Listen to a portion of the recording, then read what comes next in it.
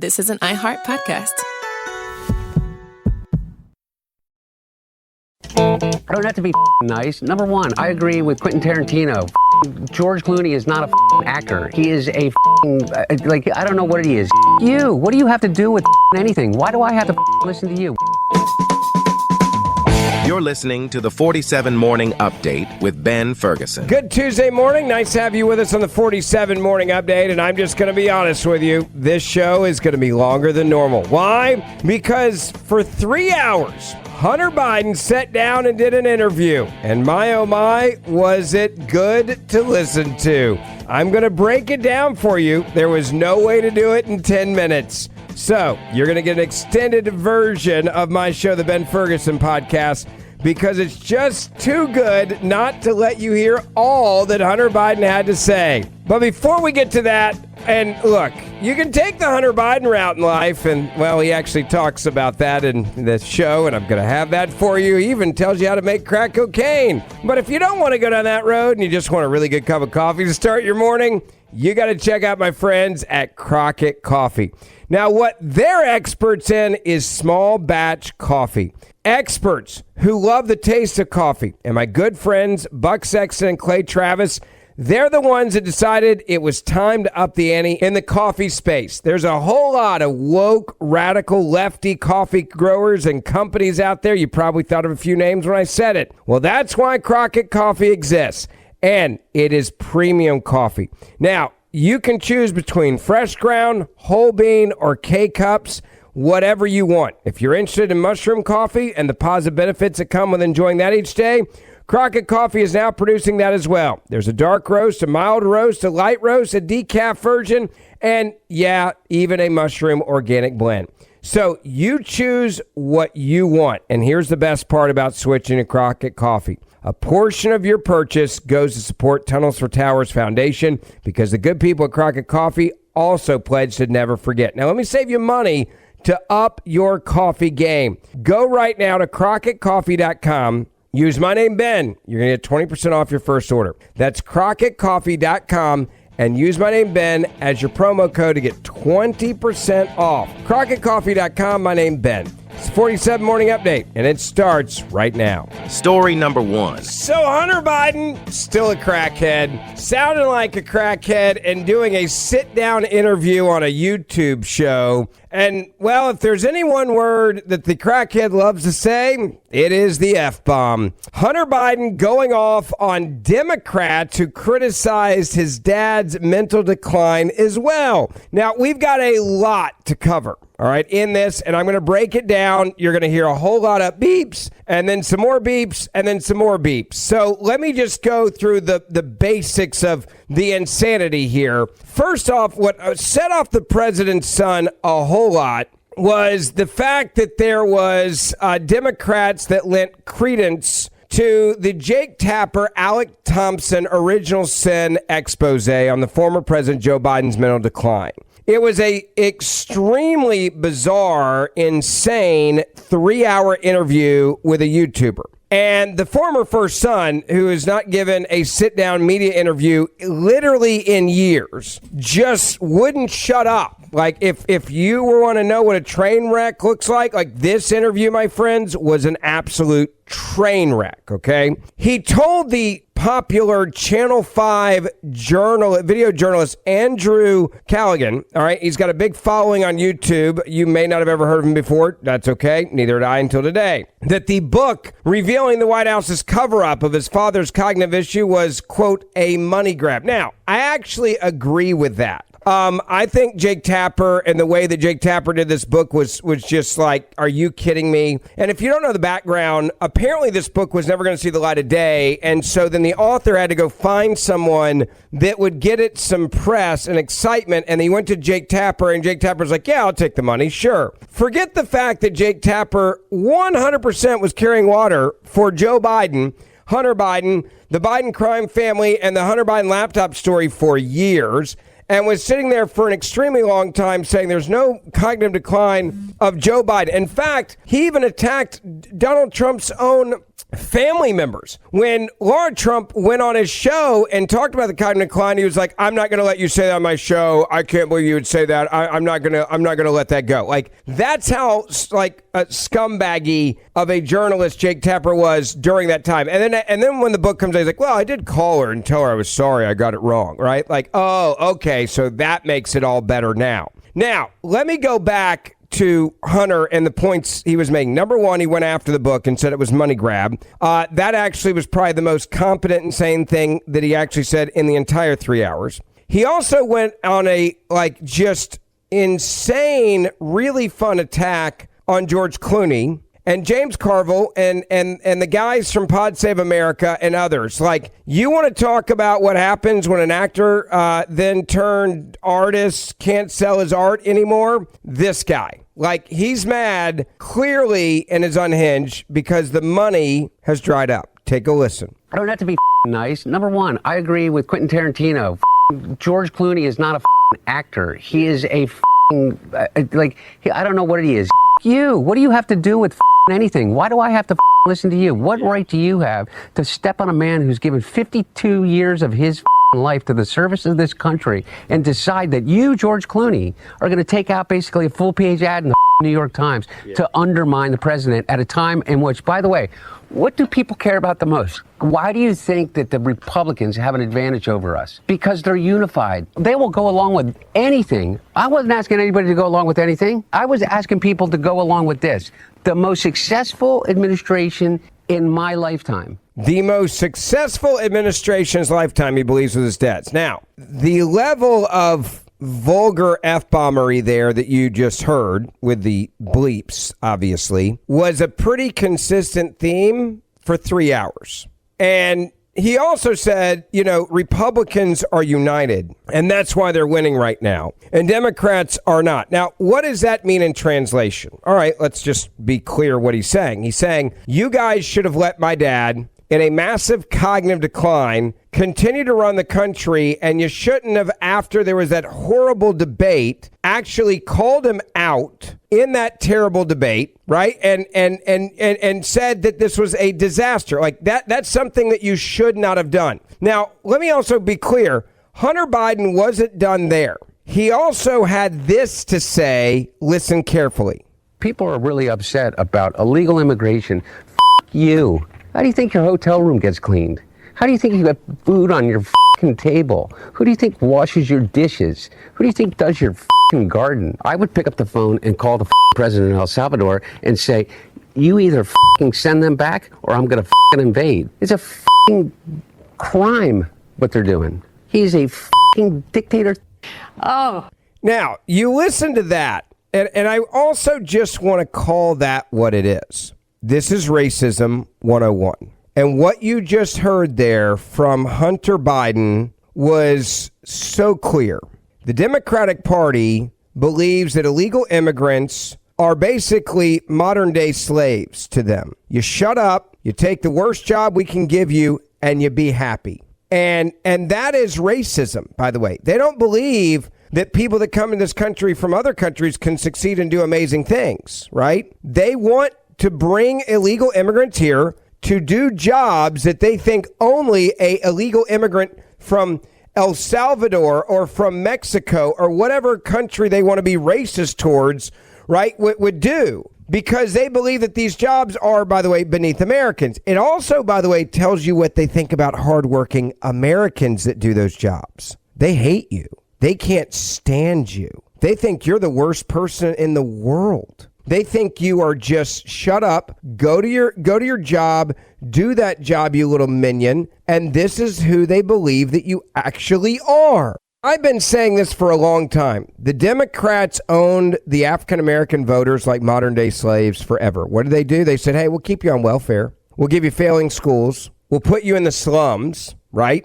And these public housing complexes, right? That's what we're going to do to you. We're going to do all of that to you. And when we do that to you, by the way, right? When we do that, you're gonna keep voting for us because we're gonna keep you addicted to living a life that is teetering constantly on the edge, right? Constantly on the edge. where you could be a total failure without us, right? Because we are your housing. We are your food stamps. We are your SNAP benefits.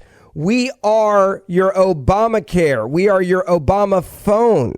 That's what they did to the African American community. And I think they believe it's been successful. They keep them trapped in poverty. They keep them trapped outside of success, right? That's what they do. They keep them trapped. And so now what they're saying about illegal immigrants is really no different if you hear it. If you listen to what was just said there, it's not different at all. They're saying, you know, how dare you say that we don't need illegal immigrants? They do all the damn jobs, the blanking jobs that no one else in America would do, right? They do all these blank, terrible, awful jobs, and that's what we think of them. That is racism 101. That is what racism is. And the Democratic Party is the most racist party I've ever seen.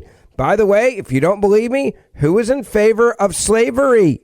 Let's go to another part of this interview that also just shows how angry and spiteful the Biden crime family is, how unhinged they are. Hunter Biden admits that Nancy Pelosi was one of those who drove his dad out of office, out of the race. Now, let's go back to the debate that happened, gosh, it was just a little over a year ago and a day, since he dropped out of the race, if you remember that part of history. Everyone saw that debate that night, and I actually yelled at the TV. I remember telling my producer that night, I said I wanted him to do badly, referring to Joe Biden. I didn't want him to do that bad because I knew it was so bad that we were going to end up having now run against someone else besides Joe Biden. And I was worried it could be someone like, Michelle Obama. I was worried about it being even Kamala Harris or anybody else because it reset. I knew we had Joe Biden beat. I needed Joe Biden to have a bad night. Okay. I needed Joe Biden to have a bad night, but it was so bad. I was like, he won't survive this is how I described it. I was like, he literally won't he will not survive this. Like he will not survive it. And sure enough, that's exactly what happened. Now, you look at the coup attempt against Joe Biden, and what we understand, it was pretty clear.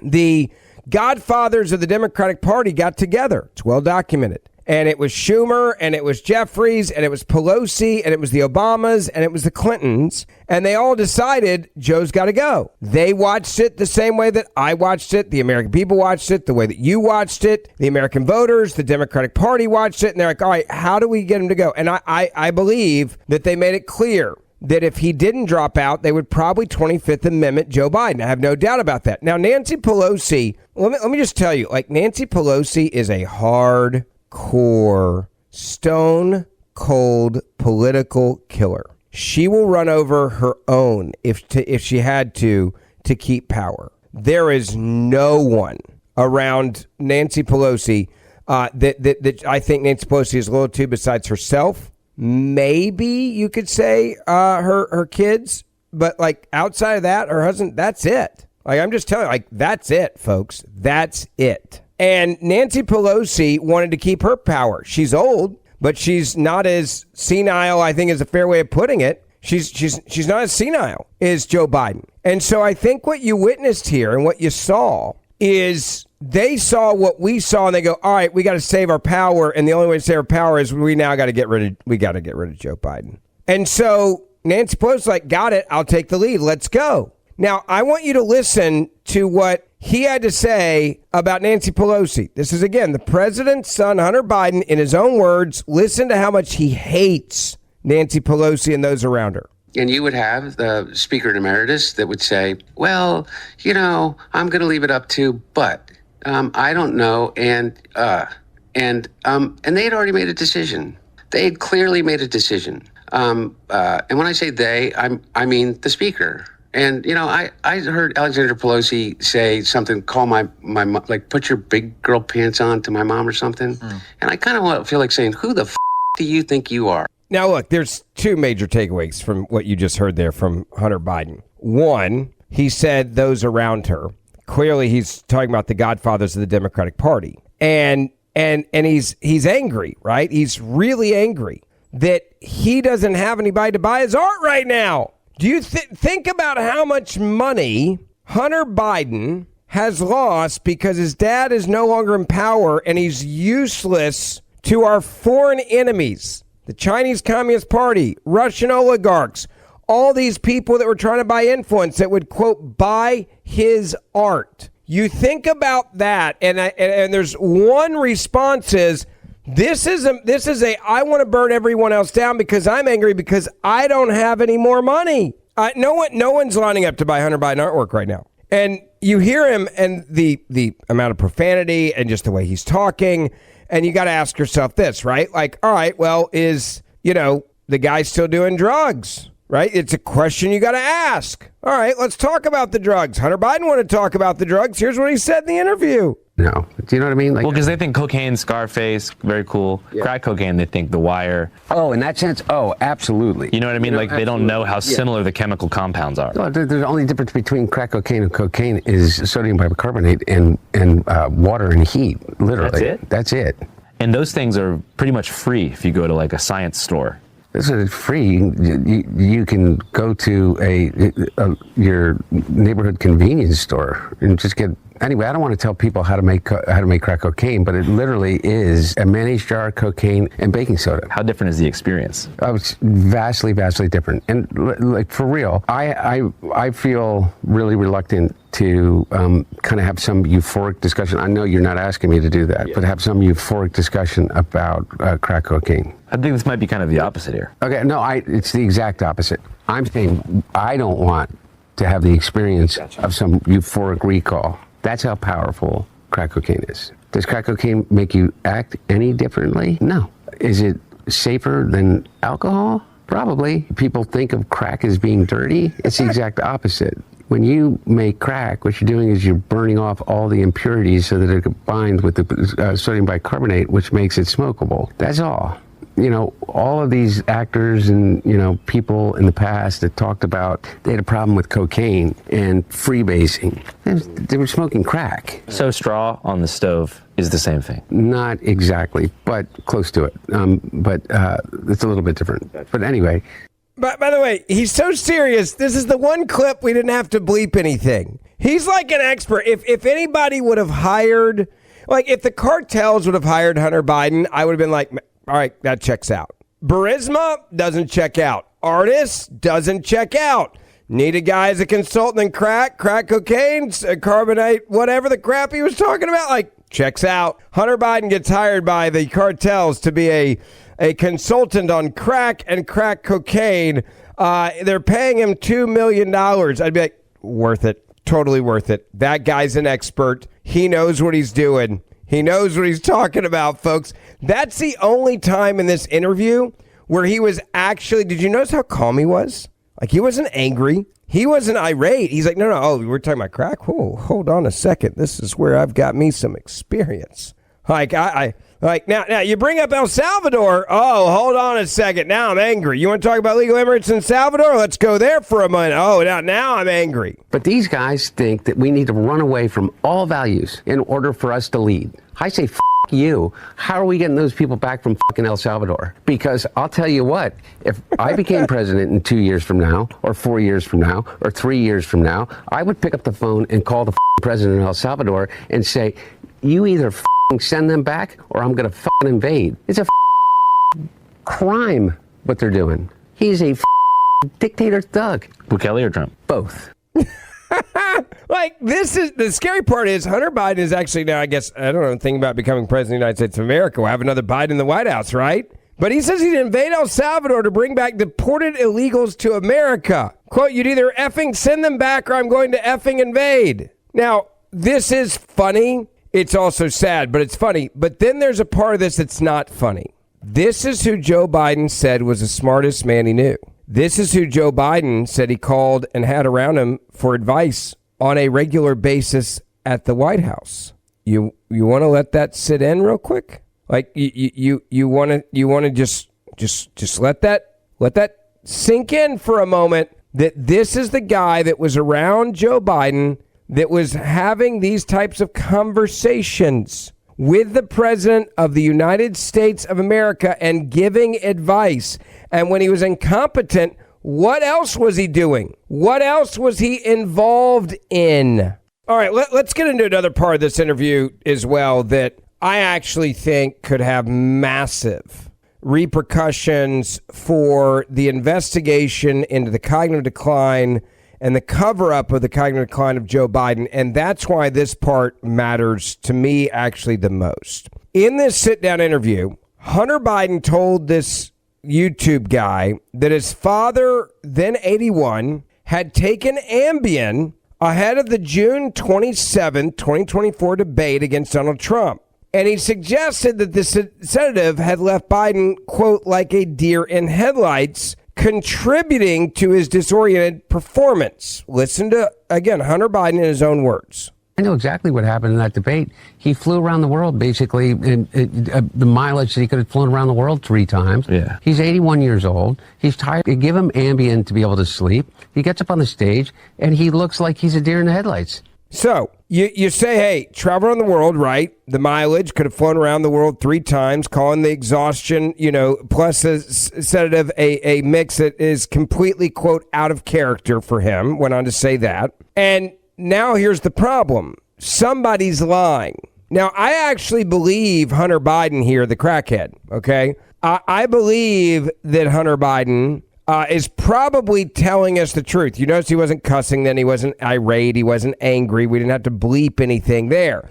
And it seems like when he's telling you like how to make crack, for example, he's real calm. He's like, I can tell you this, no problem. Or let me tell you why my dad was out of it. It was the Ambien. They doped him up, right? He was on Ambien. Like, of course he was going to be like a deer in headlights. Well, there's a problem now because let me go back and reintroduce you to Dr. Kevin O'Connor.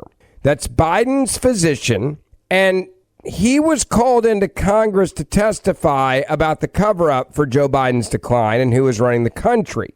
Let me remind you what he said when he was asked questions about the cognitive decline of the president that he was treating here.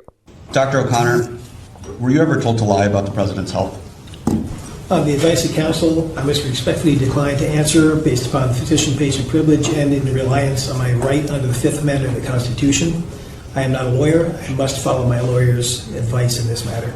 Now, pleads the Fifth, won't answer the question, were you ever asked to lie? Here's the problem. Dr. Kevin O'Connor, Biden's physician, did not list Ambien among the 6 medications included in Biden's February 2024 annual physical. Now, look, let's also be clear. According to medical reviews, Biden's publicly released medical records intended to reassure the public did not disclose any Ambien scripts either. So this is 2 data points. Now, the White House declined to comment on Hunter Biden's Ambien claim. No official denial has been issued so far. Aides did chalk the poor performance up to, quote, jet lag and exhaustion from overseas travel at the time. So again, who's lying here? I can't believe I'm going to do this. I'm actually going to play Hunter Biden again. Listen how calm he is explaining why Joe Biden did so bad at the debate. I know exactly what happened in that debate. He flew around the world, basically, the mileage that he could have flown around the world 3 times. Yeah. He's 81 years old. He's tired. You give him Ambien to be able to sleep. He gets up on the stage, and he looks like he's a deer in the headlights. Now, let me also just bring up the eyebrow-raising part of this. Ambien can cause dizziness, drowsiness, confusion, memory lapses, sleepwalking, particularly in older adults. Making such use before a high-stakes debate, shocking if this is true. Hunter also pointed out the absence of Ambien in both the physical and the Health and Human Services paperwork, implying that there was either deliberate omission or a private dosage of Ambien, meaning it wasn't coming from his actual doctor. That right there is total insanity. So this goes back to the political aspect of this. You have Republicans that have launched this investigation into Biden's health and the use, more importantly, of the auto pen signature for a crap ton of legislation and pardons that probably are not, in fact, legitimate. Okay. They have cited concerns about whether his age, jet lag, illness, or medications impaired the president's functioning, and therefore he wasn't actually running the country. We now are seeing even more of that coming now from Hunter Biden, giving us credence to these concerns. And then Hunter goes in the interview, he lashes out at everybody and charges all of the people around his dad, George Clooney, James Carville, David Axelrod, Jake Tapper, with overreaching or pushing conspiracies and saying, no, my dad was actually fine. This is all your fault or the Ambien's fault. This is all you people suck. My dad's amazing. Now, I go back to Hunter Biden. If there's anything you learn from this interview, you learn the difference between crack, cocaine, and cocaine. And apparently we learned how to make it now. We've learned from this interview that Ambien was what really caused him to have problems in the debate. We have learned that Hunter Biden and the Democratic Party believe that illegal aliens are only here to do terrible, horrible jobs, and they're jobs that are beneath Americans, and they're the ones that are the only ones that are going to clean your hotel room, because apparently no American's ever done that job before, ever, right? Never. All these Democrats say, you have to talk about and realize that people are really upset about illegal immigration. How do you think your hotel room gets cleaned? How do you think you got food on your table? Who do you think washes your dishes? Who do you think does your garden? Who do you think is here by the sheer just grit and will that they figured out a way to get here because they thought that they could give themselves and their family a better chance? And he's somehow convinced all of us that these people are the criminals?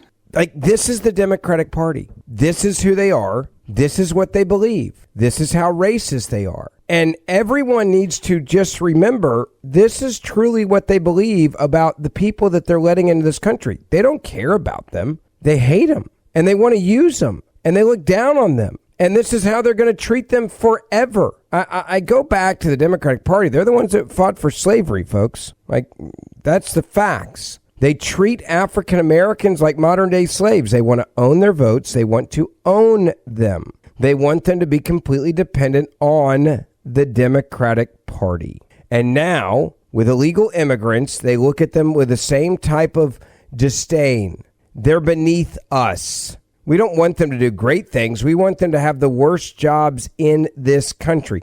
That is exactly what you just heard from the former president's son. He's just the one that decided, I'll tell you the truth on this one. I'll tell you what we all think. That's what we all think.